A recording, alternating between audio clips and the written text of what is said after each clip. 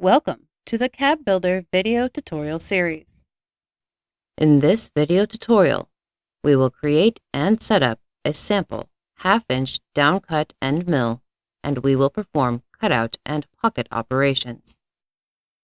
We will start off by going to the Cut List module and clicking on the Tools Library icon. This will enter the Tools submenu.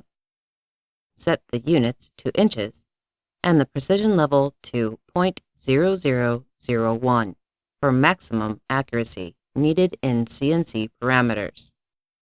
Click on Create Tool to make a new tool bit and look to its parameters on the right. We will start by naming the tool Demo Half-Inch End Mill Downcut. Below this, we have the Shape Editor menu that we can use to define the bit's profile for door manufacturing.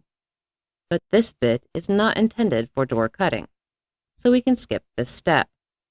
We then assign an image for the thumbnail, the default downcut model in this case, although we could take a picture of the tool and upload it directly. We will type in tool notes in the description to help us in the future. Notes like the manufacturer and SKU of the blade for reordering. This is followed by the general tool bit parameters such as half-inch for the cutting diameter. Pass depth will limit how much material the bit will cut in a single pass. We will set this to 13/16. We will set extra cut depth to 0.005 to ensure a clean cut on the bottom edge of materials. Maximum cut depth is going to be set to 1 1/4 inch, as it is the cutting length of this blade. We set the stopover to 10% of the diameter, so 0.05 inches. This minimizes the amount of the surface area repeated in pocket operations while keeping a good handle on material threads. We will leave the entry point in the middle of the line. Once the general parameters are done, we move on to toolpath type settings.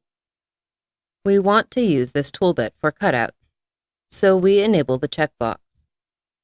We leave ramp in enabled and set it to perform over 1 inch along the contour.